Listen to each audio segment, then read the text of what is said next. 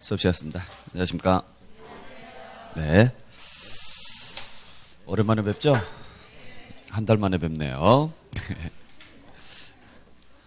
그죠? 그랬을 거예요. 아, 잊어버리고 살고 있었어요? 잘하셨어요. 네.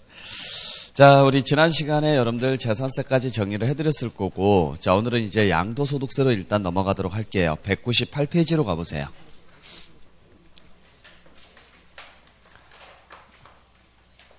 문제집 198페이지.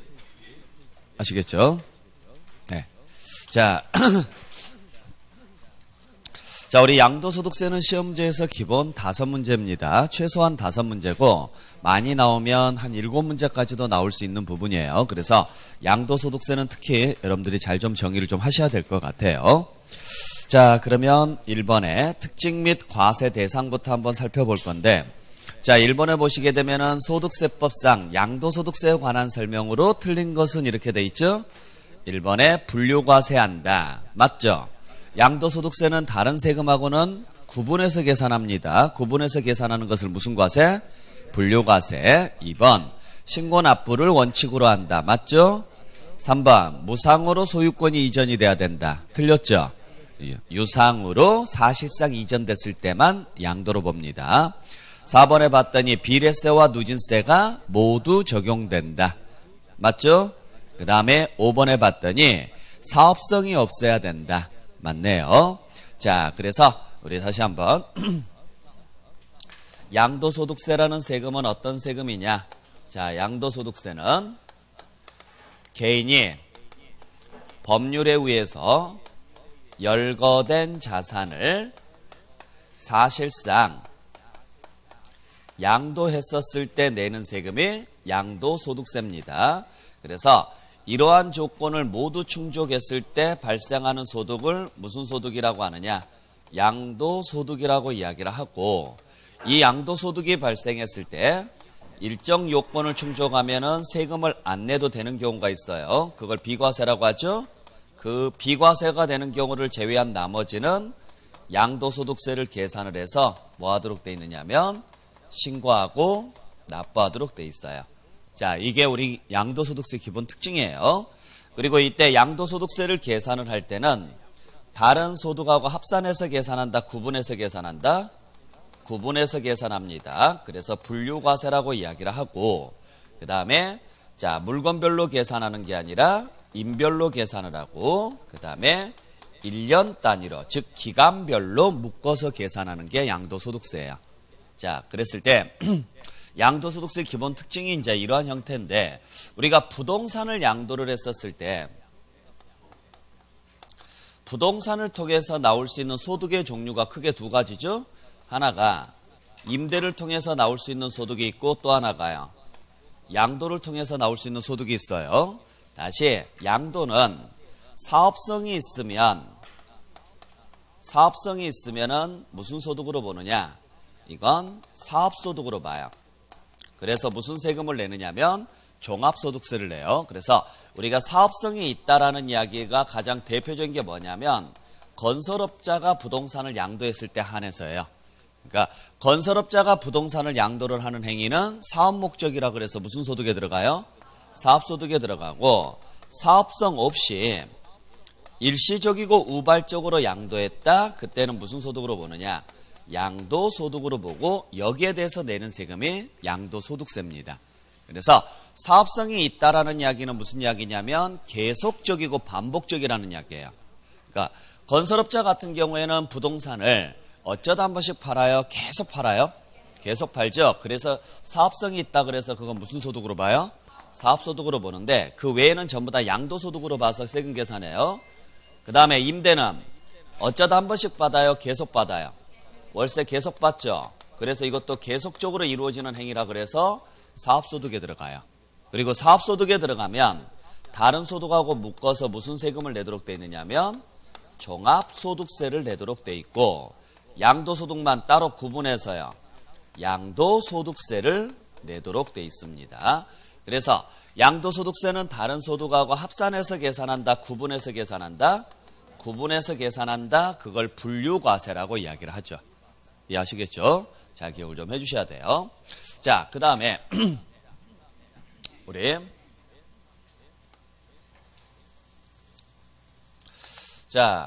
과세 표준에다가 우리가 곱해지는 것을 뭐라고 하느냐면은 세율이라고 하거든요. 세금 계산할 때 과세 표준에다가 세율을 곱해서 계산하죠. 그때 과세 표준 크기에 따라서 세율이 변하느냐 안 변하느냐에 따라서 우리는 두 가지 종류로 표현을 합니다. 그래서 세율이 변하지 않으면 무슨 세라고 하느냐면 비례세라고 이야기를 하고, 세율이 변하면 누진세라 그래요. 그랬을 때 취득세는 전부 다 비례세밖에 없어요. 누진구조 없습니다. 아시겠죠? 그래서 여러분들 취득세 세율 기억나시죠? 자, 2.3%짜리가 있었고 2.8%짜리가 있었고 3%짜리가 있고 3.5%짜리가 있고 4%짜리가 있죠. 여기까지가 표준세율. 그 다음에 중과 기준세율이라고 해서 2%짜리가 있죠. 그리고 특례세율로서 유상거래를 원인으로 주택을 취득했을 때는 그 취득가액에 따라서 1%나 2%나 3%를 적용하는 경우도 있었죠. 자, 이러한 식으로 해서 세율이 하나씩 나오는 것을 우리는 무슨 세라 그래요? 비례세라고 이야기하는 거예요. 그래서 우리가 2.3%가 적용되는 경우가 두 가지 케이스가 있죠. 기억나세요? 상속으로 인한 취득으로서 농지였을 때 그건 2.3이에요. 그 다음에 분할로 인한 취득도 2.3이고요. 그 다음에 2.8%짜리가 적용되는 게 세 개가 있었어요. 첫 번째는 상속으로 인한 취득은 2.8이죠. 농지 빼고는 2.8이고, 증여로 인한 취득 중에서 비영리가 취득을 했으면은 증여를 받았으면 2.8이고, 그 다음에 원시 취득이면은 2.8이고, 나머지는 다 이제 한 개씩밖에 없는 거고요. 자, 여기까지가 취득세예요. 그 다음에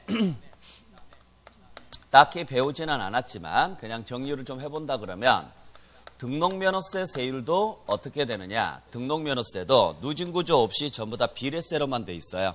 그래서 0.2%짜리가 있고 0.8%짜리가 있고 1.5%짜리가 있고 2%짜리가 있고 6,000원짜리가 있어요. 6,000원짜리가.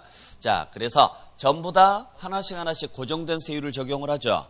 그래서 소유권 이외의 권리면 소유권을 제외한 나머지는 전부 다 0.2%고, 소유권이면 0.8부터 이렇게 가고, 말소 등기면 6,000원이고, 이러한 것들이 있고, 유상거래를 원인으로 주택을 취득을 했는데 취득세를 낼 수가 없어서 등록면허세로 낼 때는 취득세율의 딱 절반만 적용합니다. 등록면허세로 낼 때는.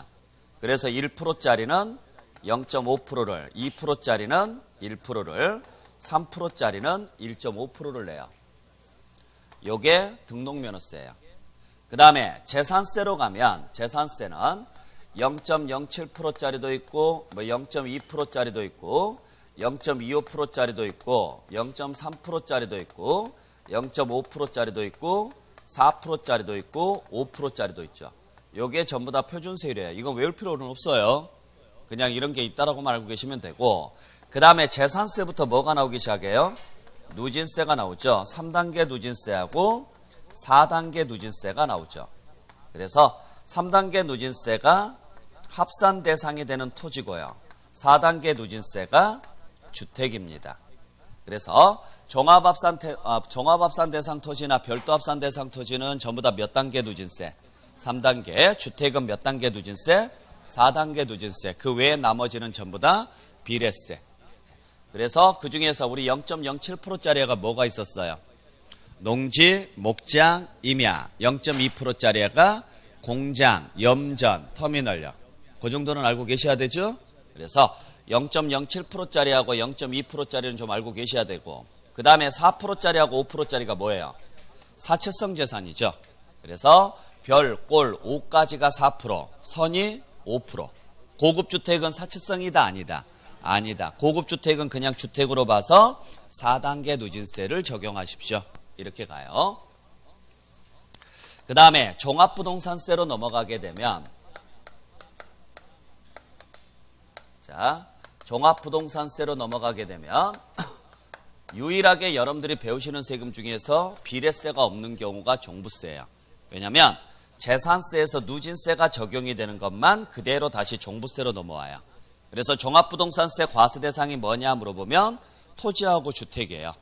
그리고 토지는 다시 그대로 3단계 누진세를 적용을 할 것이고, 그 다음에 주택은 6단계 누진세로 바뀝니다. 자, 그래서 역시 합산 대상 토지하고요. 그 다음에 주택에 한해서만 종합부동산세에서 과세가 될 것이다. 자, 그 다음에 양도소득세에서는,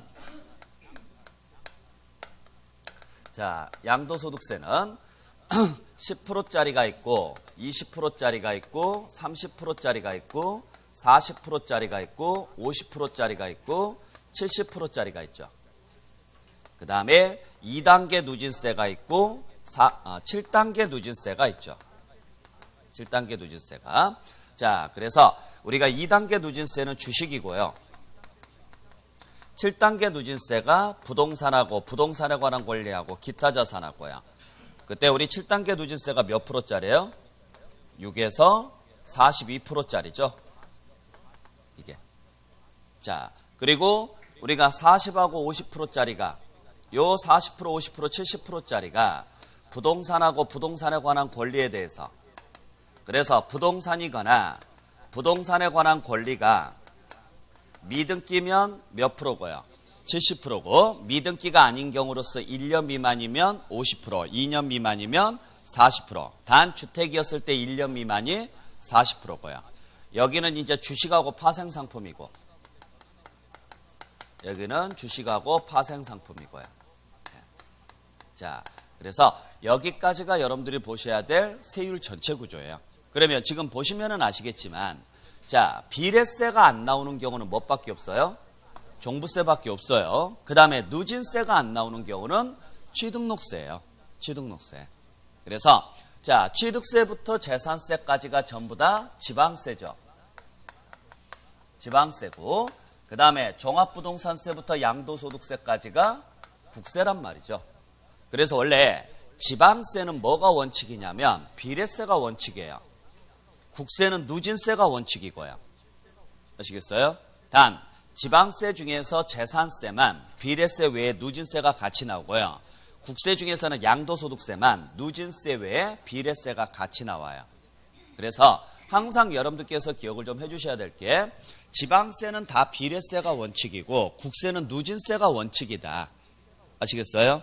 그래서 취득세, 등록면허세, 재산세는 다 뭐가 나와요? 비례세가 나와요. 대신 종합부동산세하고 양도소득세는 누진세가 나오는 거고. 아셨죠? 단 비례세하고 누진세가 동시에 나오는 것은 양도소득세하고요, 재산세뿐입니다. 그래서 이거 외울 때는 이렇게 외우죠. 원래 추접하게 외우는데 비례세하고 누진세가 동시에 나온다 그래서 비누라고 외워요. 우리 비누는 뭘로 만들어요? 양잿물로 만들죠. 그래서 비누는 양잿물로 만든다, 뭐 대충 요딴 식으로 외우세요. 그래서 비례세하고 누진세가 동시에 나오는 세금은 양도소득세하고요, 재산세뿐이다. 자, 그래서 여기까지가 여러분들이 보셔야 될 세율인데, 자, 이 중에서 취득세 세율은 확실하게 암기하셔야 돼요. 올해 취득세 세율은 무조건 나와요. 표준 세율은. 아셨죠? 그 다음에 재산세 같은 경우는 뭐 등록면허세는 놔두시고, 재산세 같은 경우는 요 누진세가 적용이 되는 물건을 외우시라 그랬죠. 그래서 3단계 누진세가 나오면은 토지, 4단계 누진세가 나오면 주택, 그리고 그 누진세가 적용되는 물건이 그대로 다시 어디에서 과세돼요? 종합부동산세에서 과세된다. 아시겠죠? 그 다음에 양도소득세에서는 2단계 누진세는 몰라도 돼요. 7단계 누진세만 알고 계시면 돼요. 어차피 시험지에서는 부동산 외에는 안 나오니까.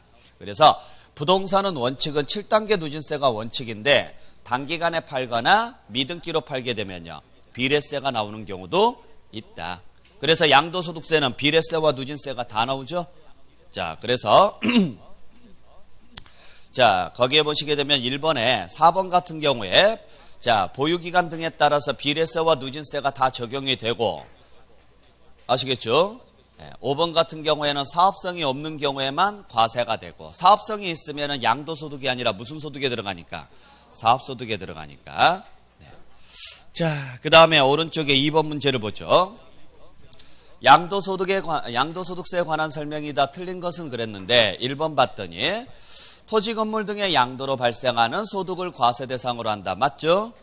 2번에 봤더니 유상 이전에 대해서만 과세한다. 우리 양도소득세에서 말하는 양도란 유상 이전만을 말하죠. 3번에 봤더니 자, 납세무자가 신고하면 확정되는 신고납세를 원칙으로 한다. 소득세는 신고납부가 원칙이에요. 4번에 봤더니 자, 양도소득세는 개인이 부동산 등을 등기 등록을 하고 그 자산이 사실상 이전되는 경우에 한하여 과세된다. 이렇게 돼 있는데 꼭 등기 등록을 했을 때만 과세가 돼요?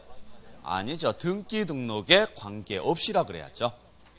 등기 등록에 관계없이 유상으로 사실상 이전되는 것을 양도라고 합니다. 유상 이전은 맞죠? 그리고 사실상 이전돼야 돼요. 근데 그게 꼭 등기가 돼야 되는 것은 아니다. 그 다음에 5번에 신고가 없다 또는 부당하게 신고했을 때는 정부에서 직접 부과할 것이다. 뭐 신고납부제도는 다 마찬가지죠. 신고를 하지 않거나 또는요 적게 신고를 했다. 그러면은 정부에서 결정해서 고지서 보내죠. 똑같은 구조예요. 네. 자, 그렇게 보시면 되겠네요. 자, 그 다음에 이제 3번부터는 과세 대상에 대한 문제인데, 자, 우리 양도소득세는 법률에 의해서 열거된 자산을 양도했을 때 내는 세금이 양도소득세입니다. 그때 첫 번째, 과세 대상 물건이 뭐냐? 자, 양도소득세 과세 대상 물건은 소득세법에 의해서 뭐가 된 것만, 열거된 것만 과세할 것이고 그 물건을 판단할 때는 무슨 현황에 의해서? 사실상 현황에 의해서 판단한다 그랬죠? 자, 그래서 과세 대상 물건 5개 암기하고 계셔야 돼요. 첫 번째는 부동산을 양도하면 양도소득세를 내죠. 두 번째는 부동산에 관한 권리를 양도했을 때도 양도소득세가 나와요. 이 권리에는 다시 2가지 형태로 나누죠. 부동산을 뭐 할 수 있는 권리와 이용할 수 있는 권리와 부동산을 뭐 할 수 있는 권리? 취득할 수 있는 권리가 있고, 부동산을 이용할 수 있는 권리는 딱 3개 들어가죠. 지상권하고 전세권하고 등기된 부동산 임차권이 들어가죠. 이거 외에는 과세가 돼요, 안 돼요? 안 돼요. 그 다음에 부동산을 취득할 수 있는 권리라고 해서 아파트 당첨권이라든지 분양권이라든지 이러한 것들이 들어가고요. 조합원 입주권 등 이러한 것들.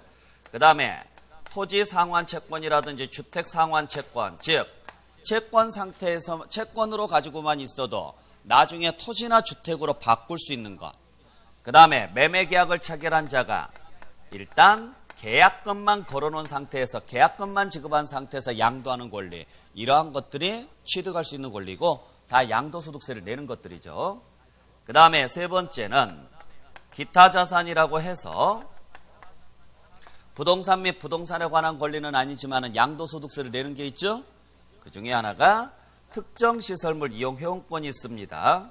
그래서 회원제 회원권을 말하는 건데 시험에서 나올 때는 보통 회원권이라고도 나오기도 하지만 배타적으로 이용할 수 있는 권리다, 이러한 식으로 나오기도 해요. 그러니까 남들은 이용할 수 있어요, 없어요? 없어요. 나는 이용이 가능하죠. 그래서 거기에는 프리미엄이 붙는 거예요. 거기에 대해서는 과세가 될 것이고요. 두 번째는 사업용 무슨 자산과 고정자산과 함께 양도하는 영업권이 있고요. 함께 양도하는 영업권이 있고, 그 다음에 3번째는 부동산 관련 특정 주식이 있어요. 뭔지는 모르셔도 되고, 그 다음에 4번째 주식 등을 양도했을 때도 양도소득세가 나올 것이고, 5번째 파생상품을 양도했을 때도 양도소득세가 나옵니다. 자, 그래서 여기까지가 과세대상 물건이죠. 그래서 일단 타이틀로 부부기주파라고 외우시라고 그랬죠. 다 외우셨을 거고, 그 중에 우리 시험지에서 거의 안 빠지고 매년 출제되는 것 중에 하나가 나오게 되면 100% 나오는 게 요 부동산 임차권하고 영업권이죠. 그래서 부동산 임차권하고 영업권은 확실하게 암기하고 계셔야 돼요. 부동산 임차권은 양도소득세에서 원래 과세가 안 돼요. 근데 양도소득세에서 과세되는 경우는 딱 하나뿐이죠. 뭐가 됐을 때? 그렇죠. 등기가 됐을 때 요 단서가 반드시 들어가야죠. 등기. 왜 등기가 돼야 되는지는 아시죠? 물권화가 돼야 되니까 그래요. 그러니까 원래 양도소득세가 과세되는 물건이 두 개인데 물건이 지상권하고 뭐에 한해서요? 전세권이에요. 근데 부동산 임차권이 전세권화 될 수 있는 경우는요. 등기를 해야지만 물권처럼 효력이 발생하기 때문에 전세권하고 효력이 같아지잖아요.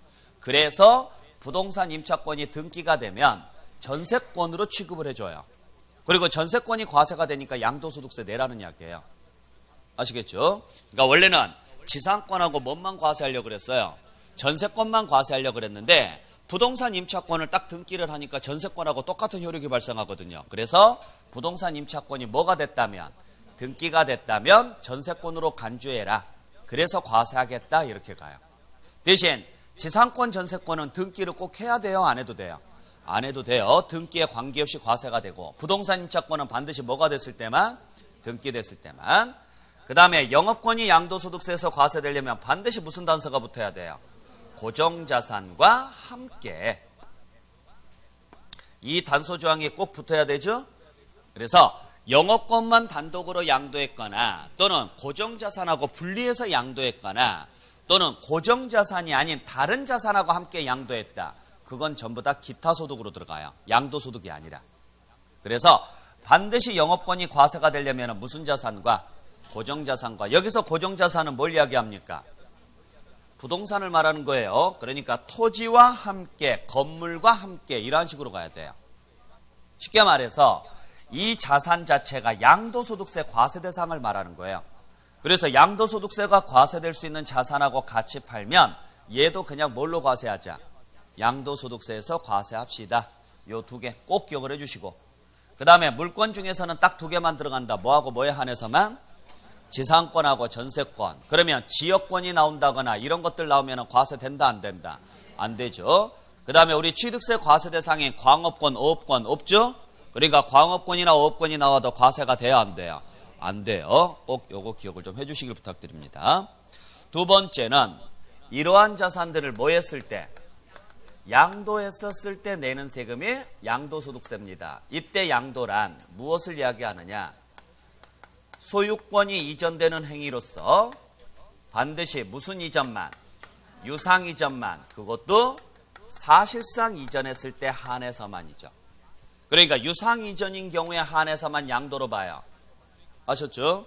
자, 그래서 유상 이전이다라고 이야기하면 뭐가 있어야 된다는 이야기예요? 대가가 있어야 되고, 그게 이전됐는지 여부는 뭘로 판단한다? 사실상으로. 즉 바꿔서 말하면 소유권 등기를 안 해도 상관없이, 즉 등기에 관계없이. 그래서 꼭 등기 등록을 했을 때만 양도소득세를 내는 게 아니라 등기 등록을 하지 않더라도 실제로 소유권이 넘어갔으면 양도로 봐야죠. 아시겠죠? 그래서 우리 양도로 보는 행위에는 굉장히 많죠. 유상이전은 다 양도로 보죠. 그래서 가장 대표적인 게 매매가 있고, 매매 외에도요, 경매나 공매나 또는 수용이라든지 교환이라든지 물납이라든지 이런 것들 다, 또 대물변제라든지 현물 출자라든지 또는 뭐 위자료라든지 이런 것들 전부 다 양도로 본다 그랬죠? 또는 부담부 증여라든지 전부 다 공통점이 뭐예요? 유상거래라는 이야기고 유상으로서 사실상 넘어가는 거예요. 그러니까 이러한 행위를 하게 되면 여기에 열거되어 있는 물건을 이러한 행위로 인해서 양도를 하면 무슨 세금을 낸다라는 이야기예요? 양도소득세를 내죠. 그러면 이 조건을 충족하지 않으면 양도소득세 나온다 안 나온다? 안 나오죠. 그러니까 소유권이 넘어갔지만 양도소득세가 과세가 안 되는 경우가 있다. 가장 대표적인 게 어떤 경우냐? 무상으로 이전을 하면 양도 아니죠. 무상으로 이전하면 양도소득세 대신 무슨 세금이 나와요? 상속세나 증여세가 나오는 거예요. 무상이니까. 그 다음에 실질적이 아닌 형식적으로 이전됐을 때 가장 대표적인 게 신탁 같은 경우죠. 신탁은 소유권이 넘어가요 안 넘어가요? 넘어가요. 소유권이 넘어가기 때문에 우리가 재산세에서 누구를 납세의무자로 봤어요? 수탁자를 납세의무자로 볼 수 있는 이유가 뭐냐면 소유권이 이미 누구 명의로 넘어가 있기 때문에 그래요. 수탁자 명의로 넘어가 있기 때문에 그래요. 그래서 징수의 편의를 위해서 누구를 납세의무자라는 거예요? 수탁자인데 실제로는 수탁자 재산이 아니라 누구 재산이에요? 위탁자 재산이죠. 그러니까 신탁을 하거나 신탁 해지가 되거나 신탁을 했으면 맡기는 거고 신탁 해지가 되면 돌려받는 거니까 양도의 아니에요? 아니죠. 그 다음에 무효 사유로 인해서 환원됐다면 처음부터 거래가 있었던 걸로 본다, 없었던 걸로 본다? 없었던 걸로 봐요. 그래서 양도로 보지 않죠. 자, 그래서 요 단어들 우리 시험지에 잘 나오는 단어예요. 그래서 무상자가 보이거나 신탁이 보이거나 또는 무효가 보였다. 고민하지 마시고 무조건요. 양도가 아니라고 알고 계셔야 돼요. 자, 그러면 이 중에서 우리가 몇 가지 좀 살펴봐야 될 게 있죠. 부담부 증여가 나오면 우리는 어떻게 나눠야 돼요? 채무액인지 아닌지로 구분하셔야 돼요. 그래서 채무액 부분은 유상거래로 봐서 뭘로 인정을 하고 양도로 보시고요. 채무를 제외한 나머지는 증여로 본다. 증여로 본다라는 이야기는 양도다 아니다. 양도 아니라고요. 여기는 증여로 봐야 된다 그랬죠? 네. 그러니까 양도가 아닙니다. 자, 그래서 유상거래만 즉 채무액에 해당하는 부분만 뭘로 보는 거예요? 양도로 보는 거예요. 그런데 한 가지 주의하셔야 될 게 만약에 그 거래 당사자가 배우자나 직계존비속에 나오죠. 만약에 그 거래 당사자가 배우자나 직계존비속에 나오면 채무를 제외한 나머지는 원래 증여니까 여기는 상관이 없는데 문제는 그 채무액에 해당하는 부분도 뭘로 보느냐? 여기도 증여로 추정을 해요. 증여를. 아시겠어요? 즉 다시 말해서 부모님으로부터 아파트를 증여를 받았는데 조건이 뭐냐? 전세 보증금을 끼고 받은 거예요, 내가. 그러니까 그 보증금을 내가 갚는 조건으로 부모님으로부터 아파트를 받았어요. 세무서 입장에서는 자식이 그걸 받아가지고 갚을 거라고 보일까요? 아니겠죠. 그냥 세금 적게 내려고 부모가 일부러요. 전세나 대출 끼고 증여한 걸로 본다 이야기예요. 그러면 실제로는 누가 갚을 것이다? 부모가 갚을 것이다. 그러니까 형식적으로는 자식이 빚을 인수한 것처럼 보이지만 실제로는 자식이 그 빚을 갚을 거다, 안 갚을 거다? 안 갚을 거라고 봐요. 그러면 안 갚으면 대가성이 있는 거예요, 없는 거예요? 없는 거죠. 그래서 일단 증여로 의심을 하는 거예요, 여기도. 그러면 자녀가 아니다, 나 능력 돼, 이거 내 돈으로 다 갚을 수 있어 라는 걸 입증을 하면은 그때는 뭘로 인정을 해주고? 양도로 인정을 해주는 거고요. 그래서 부담부 증여가 나왔을 때 아무 말이 없다, 누가 안 나왔다, 그러면은 그냥 채무액이 뭐가 되는 거예요? 양도가 되는 거예요. 근데 만약의 경우에 누가 나오면 배우자나 직계존비속이 나오면 그때는 채무액이고 뭐고 신경 쓰지 마세요. 이 말이 있어야 양도예요. 무슨 말이에요? 입증. 그러니까 입증이라는 말이 없으면 그게 채무액이 나오더라도 양도가 아닌 거예요. 채무를 제외한 나머지는 어차피 누가 나오더라도 양도가 아닌 거고. 이해하셨어요? 그래서 부담부 증여가 나오면 제일 먼저 뭐부터 확인해야 돼요? 거래 당사자가 누구인지부터 보시라고요. 거래 당사자가 배우자나 직계존비속이 아니라면 그때는 채무액인지 아닌지 구분하시면 되고, 거래 당사자가 배우자나 직계존비속이면 채무액인지 아닌지 구분하지 말고요. 입증자가 있는지 없는지만 따지라고요. 이해되셨죠? 두 번째는 자, 경매는 양도에 아니에요. 무조건 양도예요. 왜? 유상거래니까. 그게 임의경매가 나오든 강제경매가 나오든 상관없이. 그래서 경매는 고민하지 마시고 무조건 양도입니다. 단 경매 중에서 딱 하나, 자기가 재취득하면, 경매로 내놓은 물건을 자기가 뭐 했다면? 재취득했다면 그때는 양도가 아니에요. 아시겠죠? 그러니까 양도가 되려면 누구한테 재산이 넘어가야 돼요? 타인에게 재산이 넘어가야 된다고요. 자기가 재취득하면 안 되고. 그 다음에 교환 있죠. 교환은 무조건 양도입니다. 금전거래가 있든 없든 상관없이. 단 교환 중에서 딱 하나, 토지의 경계를 변경하기 위해서 교환하는 경우가 있어요. 이건 토지 정리의 일환으로 봐요. 그래서 이건 양도다 아니다? 이건 양도 아니고요. 자, 잘 확인해 주셔야 됩니다. 자, 그 다음에 양도 담보가 나와요. 자, 양도 담보가 나오면은 양도에 아니에요? 양도 아니에요. 담보는 양도 아니에요. 담보는 뭐라 그랬어요? 맡기는 거라 그랬죠. 맡기는 거. 그러니까 양도다 아니다. 아닌데 왜 맡겼어요? 돈 빌리려고. 그러면 그 돈을 갚으면 돌려받았겠죠. 근데 돈을 안 갚아요. 그러면 맡겨놓은 걸로 갚아야 되잖아요. 대물변제하는 거죠. 그때는 양도로 봐야죠. 이건 대물변제로 봐야 되니까. 그래서 담보만 나오면 양도다 아니다. 아니에요. 담보만 나왔으면 양도가 아니겠지만 뒤에 무슨 단어가 붙으면 채무불이행이 붙으면 그때는 양도라고. 채무불이행이 붙으면. 아시겠죠? 자, 그 다음에 환지처분이 나와요. 환지처분은 양도에 아니에요. 양도 일리가 없어요. 왜? 내 땅 돌려받은 거니까. 근데 환지처분 시 무슨 단서가 붙으면? 감소자가 붙으면 그때는 양도라고요. 그래서 환지처분만 나왔다. 아, 내 거 그냥 돌려받았으니까 양도가 아니겠구나. 감소자가 보였다. 감한지구나. 보상금 받았네. 양도구나. 아시겠어요? 자, 그 다음에 보류지에 충당하는 행위가 있죠. 보류지에 충당하는 것은 양도에 아니에요. 이건 양도 아니에요. 왜? 사업비용으로 사용하라고 기부하는 거니까. 근데 한 가지, 그 보류지를 매각한다라고 나와요. 그건 양도예요. 그러니까 보류지 충당은 사업비용에 사용하라고 해서 기부하는 거니까 양도가 아니지만 보류지 매각은 그냥 그 토지를 팔아버린 거예요. 그래서 충당이 아니라 뭐가 나오면? 매각이 나오면 그때는 양도로 보세요. 아셨어요? 기억을 좀 해주시고. 자, 그 다음에 분할이 나옵니다. 자, 공유물 분할이 나와요. 분할이 나오면 양도에 아니에요. 절대로 양도 아니죠? 왜? 단순히 쪼개는 거니까. 근데 분할 뒤에 무슨 자가 붙으면? 역시 감소자가 붙으면 양도죠. 감소했다는 이야기는 내 지분의 일부를 뭐 했다는 이야기니까? 팔았다는 이야기니까. 그래서 분할만 나오면 양도가 아니지만 감소자가 보이면 그때는 양도예요. 그 다음에 자, 이혼했을 때 재산을 이전시키는 행위가 재산 분할로 이전시키면 양도에 아니에요? 양도 아니죠. 돌려주는 거니까. 하지만 위자료로 이전을 했으면 양도에 아니에요. 이건 양도 맞죠. 왜? 손해배상으로 갚는 거니까. 그래서 재산 분할이 나오면 양도가 아니지만 뭐가 보이면? 위자료가 보이면 그때는 양도로 보셔야 될 거야.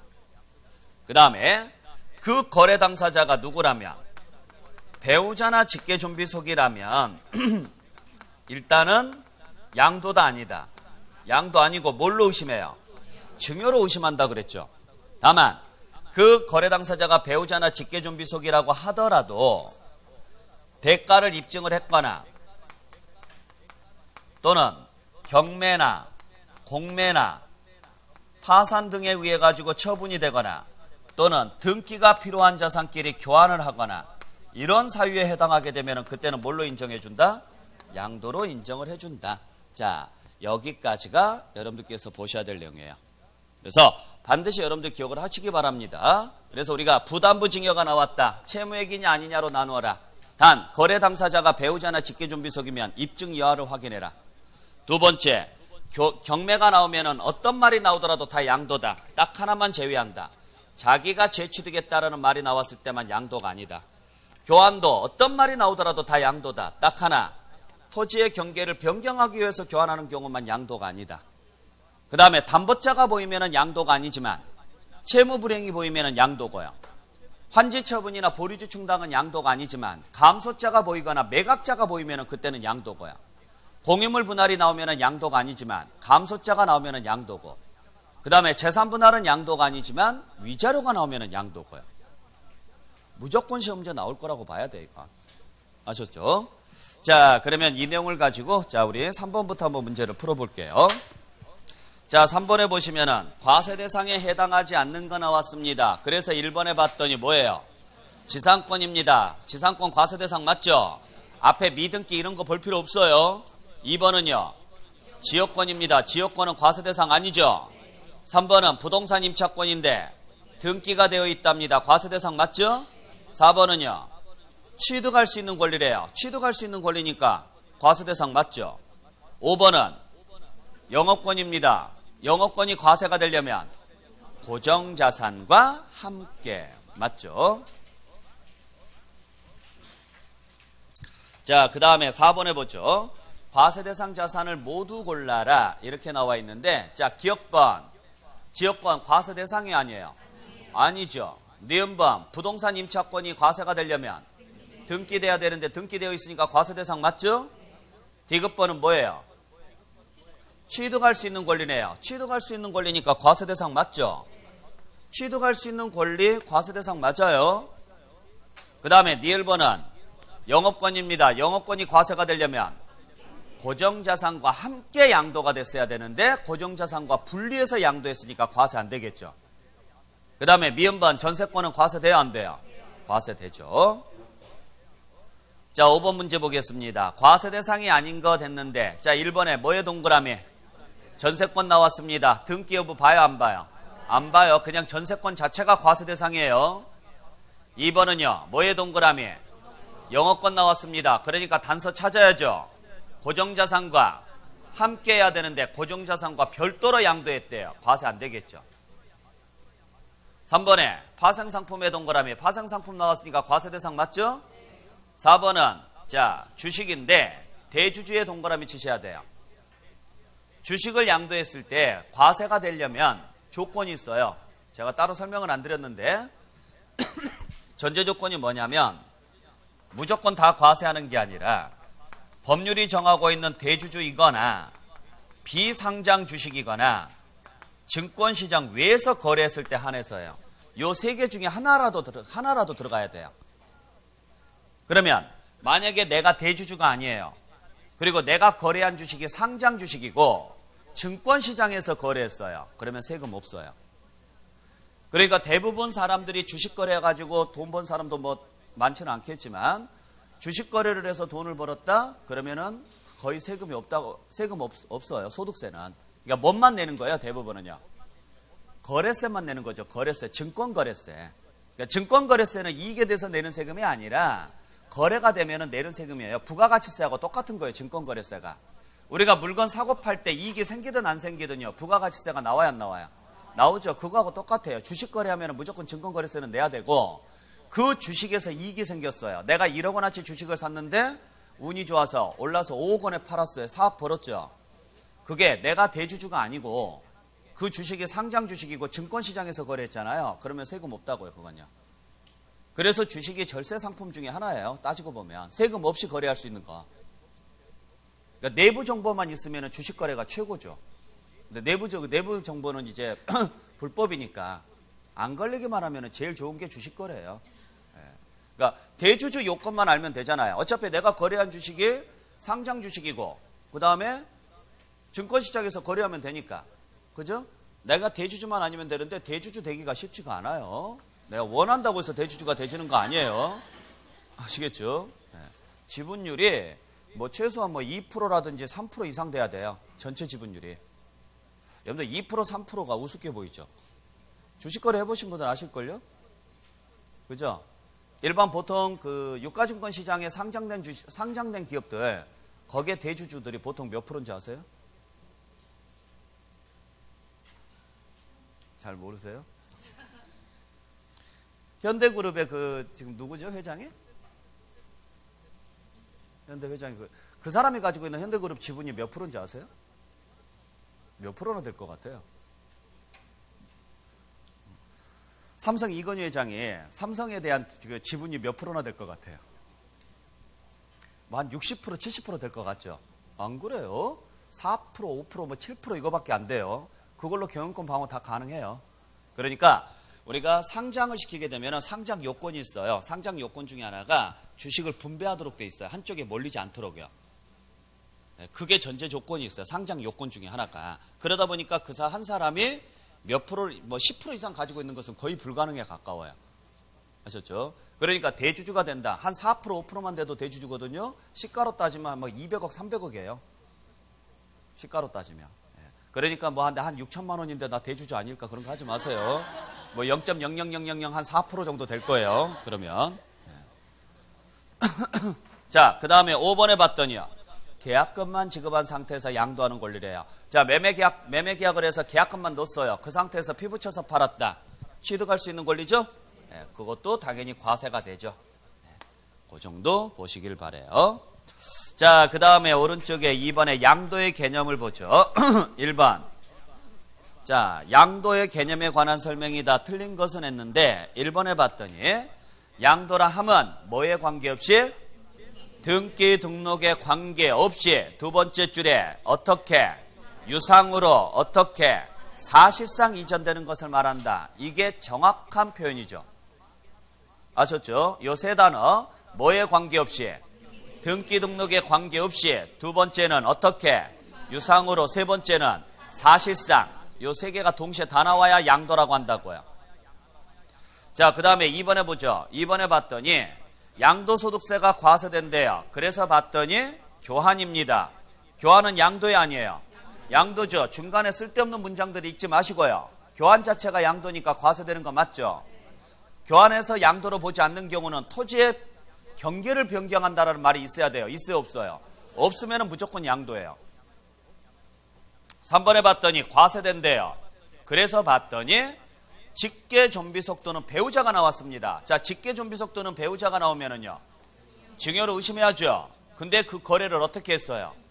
교환을 했어요. 교환은 양도로 인정을 해주는 경우죠. 그것도 뭐끼리 교환을 했어요? 부동산이니까 등기가 필요한 자산 맞죠? 그죠? 등기가 필요한 자산을 서로 교환하면 그 거래 당사자가 누구이더라도 배우자나 직계존비속이라고 하더라도 양도로 본다고요. 그러니까 부동산이면 서로가 등기부에 내 거예요 라는 게 표시가 돼 있어요, 안 돼 있어요? 되어 있는 상태에서 교환을 했단 말이에요. 그러면 서로가 재산이 있는 게 확인됐죠. 따로 입증 안 해도 이건 양도로 인정을 해준다고요. 그러니까 과세된다가 맞죠? 그 다음에 4번에 봤더니요, 과세한대요. 그래서 봤더니 뭐가 나와 있어요? 위자료면 무조건 양도죠. 과세될 것이고요. 그 다음에 5번에 봤더니요, 과세한대요. 그래서 봤더니 뭐예요? 부담부 증여죠? 자, 부담부 증여인데 보니까 배우자나 직계존비속이라는 말은 없네요. 그죠? 그러니까 이제 뭘 확인해야 돼요? 채무액인지 채무를 제외한 나머지인지를 봐야 되죠. 그래서 봤더니요, 채무액에 상당하는 부분이라네요. 자, 채무액에 상당하는 부분이니까 양도 맞죠? 그러니까 과세가 돼야 되는데 양도소득세는 주는 사람이 내는 거예요? 받는 사람이 내는 거예요? 그러니까 수중자에게 과세하면 안 되죠. 양도소득세를. 누구에게 과세해야 돼요? 증여자에게 과세를 해야죠. 증여자에게. 이딴 식으로는 안 내요. 저도 지금 보면서 지금 깜짝 놀랐어요. 왜 답이 없을까 하고 순간 당황했어요. 자, 다음 장으로 가겠습니다. 자, 2번 보죠. 2번에 봤더니 양도로 틀린 것은 했습니다. 자, 1번 보니까 양도로 보지 않는데요. 그래서 봤더니 환지처분과 보류지 충당이 나왔습니다. 환지처분 뒤에 감소자 있어요, 없어요? 없죠. 그러면 환지처분하고 보류지 충당은 다 양도 아니죠. 그죠? 네. 환지처분 내 땅 돌려받았다. 보류지에 충당했다. 내 땅 기부했다. 공공용지나 사업비용에 사용하라고 기부하는 게 보류지잖아요. 그러니까 기부는 양도일 리가 없죠. 그 다음에 환지처분은 내 땅 줬다가 다시 돌려받은 거죠. 그러니까 양도일 리가 없고. 형식적으로는 교환처럼 보이죠. 환지처분이. 왜 교환처럼 보여요? 지목하고 지번이 바뀌어서 오니까 그래요. 그러니까 내가 줄 때는 농지로 줬는데 돌려받을 때는 상업용지로 받는 거예요. 그러면 그리고 지번이 내가 줄 때는 2-4지번이었는데 돌려받을 때는 뭐 16- 몇 지번 이렇게 바뀌어서 오죠. 그러면은 내 땅 주고 다른 땅을 받은 것처럼 보인다고요. 그러니까 형식적으로는 뭐처럼 보여요? 교환처럼 보이는데 실제로는 교환이 아니죠. 내 땅을 다시 돌려받는 거예요. 그러니까 양도가 아닌 거예요. 일반적으로 교환은 양도고 환지처분은 교환을 가장한 쓸데없는 거고. 아셨죠? 네. 자, 그 다음에 2번에 봤더니요, 양도로 보지 않는데요. 그래서 봤더니요, 교환이 나왔습니다. 교환은 양도로 봐야죠. 근데 앞에 가요, 토지의 경계를 변경하기 위해서 교환했대요. 이건 양도 아니죠. 아시겠어요? 네. 근데 그 뒤에 면적 크기에 관계없이 양도로 보지 않는다. 이게 틀렸는데 그렇답니다. 나왔으니까 설명드릴게요. 이때 토지의 경계를 변경하기 위해서 교환하는 경우는 양도가 아니라 그랬잖아요. 전제 조건이 있어요. 교환 전 면적하고 교환 후 면적이 20%를 초과하면 안 돼요. 20%를 초과하지 않아야 돼요. 그러니까 교환 전에는 200평이었어요. 교환하고 나니까 250평이 된 거예요. 그러니까 땅이 이렇게 있는데, 땅이 이렇게 있는데 토지의 경계가 뭐 이런 식으로 지금 되어 있는 거예요. 그러니까 이쪽이 갑의 땅이고 이쪽이 을의 땅이에요. 여기다가 뭘 하기도 애매하잖아요. 그래서 서로 합의를 한 거예요. 우리 이렇게 잘라서 이 땅 줄 테니까 이 땅 줘. 그래서 교환한 거예요. 이거 과세 안 하겠다고요. 아시겠어요? 토지 구역 정리잖아요. 쉽게 말하면. 그러면서 경계가 어때야 돼요? 바뀌어야 돼요. 그래서 경계를 뭐 해야 돼요? 바꾸기 위해서 교환을 했을 때는 토지 정리의 일환으로 봐서 과세를 안 하는데 교환 전에는 이만큼이었잖아요. 교환하고 나니까 이만큼 된 거죠. 교환 전에는 200평이었는데 교환하고 나니까 250평이 된 거예요. 20% 넘었어요, 안 넘었어요? 그건 과세라고요. 근데 교환 전에는 200평이었는데 교환하고 나니까 220평이에요. 20% 안 넘었죠? 그러면은 그때는 양도로 보지 않는다고요. 그러니까 전제 조건이 교환 전하고 교환 후하고 얼마 차이가 안 나야 돼요. 20%를 초과하지 않아야 돼요. 자, 그 다음에 3번을 봤더니 양도로 보지 않는데요. 그래서 봤더니 무슨 자의 동그라미? 담보. 자, 담보 나왔죠? 담보 나왔으니까 다른 거 다 필요 없습니다. 뭔만 확인하시면 돼요. 채무 불이행이 있는지 없는지만 확인하시면 돼요. 채무 불이행이 있어요, 없어요? 없죠. 그러면 양도 아니죠. 아시겠죠? 네. 담보만 나오면 양도 아니에요. 채무 불이행이라고 나와야 돼요. 내용 읽지 마시라고요. 내용 읽으면 날새요. 괜히 혼자 또 상상의 나래를 펴서 얘가 무슨 짓을 하고 있었을까 그러다가 혼자 머리 아파요. 그럼 하지 마세요. 아셨죠? 자, 4번에 봤더니 양도로 보지 않는데요. 그래서 봤더니 뭐의 동그라미? 분할 나왔죠? 그러면 딱 하나. 감소자가 있는지 없는지만 보세요. 감소자 있어요, 없어요? 없어요. 그러면 양도 아니에요. 그 다음에 5번에 봤더니요. 양도로 보지 않는데요. 그래서 봤더니 뭐의 동그라미? 무효 나왔으니까 무조건 양도 아니죠. 아시겠죠? 자, 그 다음에 3번 보죠. 자, 3번 봤더니 과세되는 것으로 옳은 것은 모두 몇 개인가? 자, 과세되는 것으로 옳은 것은 그랬으니까 열거된 자산에도 들어가야 되고 양도 행위에도 들어가야 돼요. 바꿔서 말하면 열거된 자산이 아니거나 양도 행위에 해당하지 않으면 과세된다, 안 된다? 안 되죠. 자, 1번에 뭐의 동그라미? 수용이면 무조건 양도죠. 2번에 뭐의 동그라미? 담보. 자, 담보 나왔습니다. 채무 불이행이 있어요, 없어요? 없으면 얘는 양도 아니죠. 과세 안 되겠죠? 자, 세 번째는 뭐의 동그라미? 위자료의 동그라미. 위자료면 양도죠. 양도죠? 그런데 문제는 비과세 요건을 충족을 했대요. 그러면 과세는 안 되겠죠. 양도는 맞는데 비과세 요건을 충족했으니까 과세는 안 되겠죠? 그 다음에 그 밑에는요. 교환 나왔습니다. 근데 누구랑 거래했어요? 아버지와 아들. 왜 꼭 아버지와 아들이라고 하지? 아버지하고 딸일 수도 있잖아요. 요즘은 이렇게 문제 안 줘요. 절대. 옛날에 이렇게 줬거든요. 15회 이전. 그러니까 지금으로부터 15회면은 몇 년 전이에요? 10년 전 이전에는 이렇게 줬어요. 12, 13년 전 이전에는. 지금 이렇게 주면 큰일 나요. 예. 요거 그 남녀평등 문제 걸려요. 이거. 문제 자체에서 걸린다고. 이거 시비가 걸린다고요. 그래서 요즘은 뭐 직계 비속이, 직계 전속에게 이렇게 줘요. 다 문제를. 절대 누구라고 한정을 안 지어요. 뭐 엄마랑 아들이랑 이렇게 줬다가도 큰일 나요. 이거. 예. 자, 어찌됐든지 간에 교환을 했답니다. 직계 존비속관 교환이죠. 자, 교환은 직계 존비속관 거래는 원래는 뭘로 가야 돼요? 증여로 의심을 해야 되는데, 자, 그게 부동산을 교환을 했으면은요, 양도로 인정을 해줘야죠. 왜냐면 등기부에 나와 있으니까. 그 다음에, 자, 그 밑에는 뭐가 있어요? 재산 분할의 동그라미. 재산 분할은 무조건 양도 아니죠. 그 다음에 그 밑에는요, 계약금만 지급한 상태에서 양도하는 권리래요. 과세 대상 맞죠? 과세될 것이고. 그 밑에는요, 부담부 증여인데 채무 이외래요. 채무 외니까 양도 아니죠. 아시겠죠? 그러면 여기서 지금 양도소득세가 과세될 수 있는 것은 첫 번째 나와 있는 부동산 수용 과세되죠? 그 다음에 자, 부모님하고 부동산을 교환하는 경우 과세되죠? 그 다음에 계약금만 지급한 상태에서 양도하는 권리 과세되겠네요. 딱 3개밖에 없네요.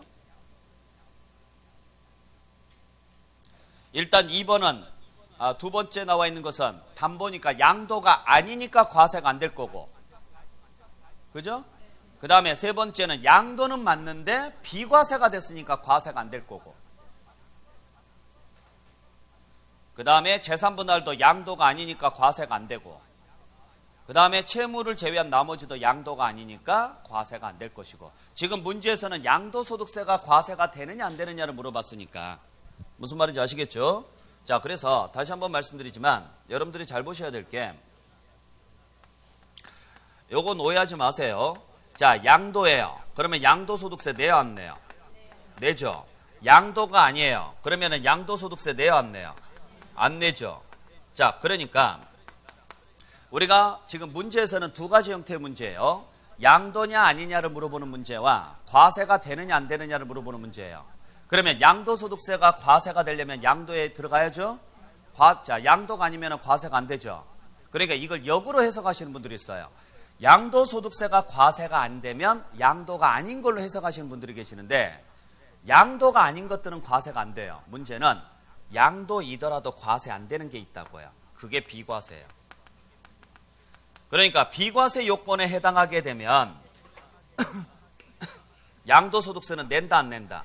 안 내요. 이해되셨어요? 근데 양도냐 아니냐 물어보면요, 양도라고 하셔야 돼요. 그러니까 이 문제가 만약에 양도냐 아니냐 물어봤으면 위자료도 양도라고 해야 돼요. 단 지금 이 문제 자체가 뭘 물어봤어요? 과세가 되느냐 안 되느냐를 물어봤죠. 근데 그 위자료가 뭘 위자료로 준 거예요? 1세대 1주택으로서 비과세 요건을 충족한 걸 위자료로 줬대요. 그러면 과세는 안 되겠죠. 무엇은 되는데? 양도는 맞지만. 그러니까 역으로 해석하지 말라고요. 과세가 안 되니까 당연히 양도가 아니겠지 그러시면 안 돼요. 여러분들 우리 비과세 대상에 들어가면은 양도냐 아니냐 물어보면 뭐라고 하셔야 돼요? 양도라고 하되 과세가 되느냐 안 되느냐 물어보면 과세는 안 된다고 하셔야 돼요. 아셨어요? 그래서 지금 여기가 문제가 이렇게 나와서 그렇지, 실제로 만약에 1번, 2번, 3번, 4번, 5번 이렇게 내놓고 과세 되느냐 안 되느냐 물어보잖아요. 과세 안 되는 걸 찾아라 뭐 이런 식으로 물어보죠. 그러면 제일 먼저 이것부터 확인할 거예요. 양도인지 아닌지. 그러면 1번부터 5번 중에 양도 아닌 게 있겠죠. 걔가 과세가 안 되는 거예요. 아셨죠? 근데 다 1번부터 5번까지 양도예요. 근데 과세 안 되는 거 찾아라. 그러면 그 중에 비과세 대상이 있는지 없는지 볼 거예요. 문제 그렇게 봐야 돼요. 그래서 특히 주의하셔야 될 게, 우리 비과세 대상에 파산 선고에 의한 처분 있죠. 파산 선고에 의해서 처분되면 양도소득세 내요 안 내요? 안 내요. 비과세예요. 그거 양도에 아니에요? 양도라고요. 그거 양도냐 아니냐 물어보면 양도라고 하셔야 돼요. 왜? 파산 선고에 의한 처분은 경매거든요. 경매니까 양도죠. 양도인데 원인이 파산이니까 남는 돈이 없어요. 그래서 세무서에서 그냥 세금 걷는 걸 포기해버린 거예요. 그러니까 파산 선고에 의한 처분은, 자, 파산 선고에 의한 처분은 양도다 아니다? 양도는 맞아요. 양도는 맞는데 그 원인이 파산이면 과세하지 않겠다고요. 이런 형태의 문제들 주의하시라는 이야기예요. 네. 자, 그렇게 보시면 되고, 자, 오른쪽에 보죠. 4번 문제 보겠습니다. 양도에 해당하는 것은 그랬습니다. 자, 1번에 봤더니요, 경매 동그라미 본인이 재취득의 밑줄, 경매만 나왔으면 양도였겠죠. 근데 자기가 다시 재취득했다 그랬으니까 양도 아니죠. 자, 2번을 봤더니 부담부 증여의 동그라미 채무액 제외한 부분의 밑줄, 부담부 증여인데 배우자나 직계준비속이 안 보이죠? 그러면 채무액인지 아닌지를 봐야 되는데 채무액을 제외한 부분이라네요. 채무액이 아닌 나머지는 증여로 가야 되니까 양도 아니죠. 3번에 봤더니 뭐의 동그라미? 환지처분의 동그라미. 자, 환지처분 나왔죠. 감소자 있어요 없어요? 없으니까 양도 아니고. 4번은 뭐의 동그라미? 무효의 동그라미. 무효면 무조건 양도 아니고. 5번은 담보의 동그라미 채무불이행의 밑줄. 양도에 아니에요? 양도고. 답은 5번이겠죠? 자, 다음 장에 5번, 6번 놔두고 일단 7번 보죠. 자, 7번 봤더니 배우자 또는 직계준비소득에게 양도한 경우에도 증여로 추정하지 아니하고 양도소득세가 과세되는 내용이다. 그 내용으로 틀린 것은 이랬네요. 배우자나 직계준비소득 거래는 뭘로 의심한다? 증여로 의심을 하는데 양도로 보는 경우가 있죠. 거기에 해당하지 않는 것 찾아라. 1번에 법원, 1번에 경매, 2번에 파산에 의한 처분, 3번에 공매, 4번에 교환, 5번에 인정되지 않았대요. 뭐 누가 보더라도 답은 5번이죠. 입증 못했대잖아요. 그죠? 자, 8번 보죠. 양도에 해당하는 것으로 옳은 것은 했습니다. 자, 기억번에 봤더니 무슨 단어 있어요? 교환인데 누구랑 거래했어요? 그냥 부자가 거래를 했어요. 부모랑 자식이 거래를 했죠? 부모랑 자식이 거래를 했으면 원래는 증여로 의심받아야 되는데 거래 물건이 건물하고 토지입니다. 다 등기부에 나와 있는 것들이죠. 그걸 교환했으니까 이건 양도로 봐야죠. 니은번은요. 담보가 나왔습니다. 양도에 아니에요? 아니죠. 채무불이행이 없잖아요. 디귿번은요. 보류지 충당이 나왔습니다. 양도 아니죠. 니을번은요. 재산분할 나왔으니까 양도 아니죠. 미음번은요. 부담부 증여인데 채무 외래예요. 그러면 양도 아니죠. 양도인 것은 기억번 하나밖에 없죠. 그냥 1, 2, 3, 4, 5번으로 내지. 박스로 내가지고. 자, 그 다음에 9번 문제 보겠습니다. 자, 틀린 것은 그랬습니다. 1번 봤더니요. 양도로 보지 않는데, 결론부터 보세요. 양도로 보지 않는데요. 그래서 봤더니요. 신탁 나왔죠. 신탁은 무조건 양도 아니에요. 내용 읽지 마세요. 내용 읽으면 날 샌다 그랬어요. 신탁은 양도 아닙니다. 2번에 봤더니요. 양도에 해당하지 않는데요. 그래서 봤더니요. 경매인데 자기가 경락받았대요. 그러면 양도 아니죠. 맞죠? 3번에 봤더니요. 양도로 본대요. 양도로. 그죠? 그래서 적법하게 이건 또 뭔 소리래? 적법하게 소유권 이전된 매매계약이 계약 해제를 원인으로 당초 소유자 명의로 소유권이 환원됐다. 이건 또 다른 양도로 본다 이 말인데 무효사유예요 아니에요? 이거 무효사유예요? 해제가? 적법하다잖아요. 적법. 적법하게 이전된 게 그냥 서로가 뭐 한 거예요? 합의해제 됐죠. 합의해제. 그래서 다시 넘어갔죠. 넘어갔으면 그건 또 다른 양도로 본다. 맞아요. 그러니까 내가 받았어요. 자, 제가 여러분들한테 팔았단 말이에요. 그러면 제가 팔았으니까 양도소득세 내야 돼, 안 내야 돼요? 내야죠. 그리고 합의해제했어요. 그래서 다시 저한테 돌려주면서 제가 돈을 다시 줬어요. 무효사유 아니죠. 그거 다시 양도소득세 내야 돼요. 근데 차익이 없으니까 세금이 안 나오죠. 그러니까 양도는 맞아요, 안 맞아요? 양도는 맞다고요. 양도는. 무효사유가 아니니까. 그 다음에 4번에 봤더니 토지를 매수하는데 금원을 출자했다가 동토지에 매각하고 그 출자액 이상을 환급받은 경우에는 양도에 해당하지 않는다. 미치겠다 진짜. 자, 이거 토지를 매수하는데 금원을 출자했다 그랬으니까 이거 현물 출자거든요. 현물 출자는 양도에 아니에요? 이거 양도예요. 네, 물건으로 출자를 했으니까 이거 양도 맞아요. 그러니까 양도에 해당하지 않는다가 아니라 양도에 해당한다라고 가셔야 되고.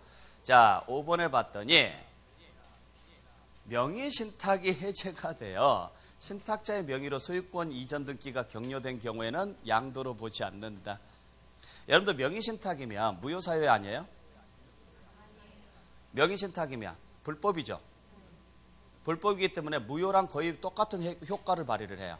그래서 명의신탁은 요건 양도소득세가 아니라 증여세가 과세가 돼요. 예. 명의신탁은 증여로 갑니다. 그러니까 명의신탁은 돈을 주고 거래하는 게 아니라 뭔만 빌려준 거예요? 명의만 빌려줬기 때문에 공짜로 거래가 된 걸로 봐요. 공짜로 거래가 된 걸로 보기 때문에 이것은 양도소득세가 아니라 뭐가 나오느냐? 이건 증여세가 나와요. 그래서 양도로 보지 않는다가 맞아요. 여러분들 9번은 버리세요. 제가 봐서는 별로 쓸데없는 내용이에요. 자, 그래서 일단 여기까지 정리하고 잠시 쉬었다가 계속 이어서 가겠습니다.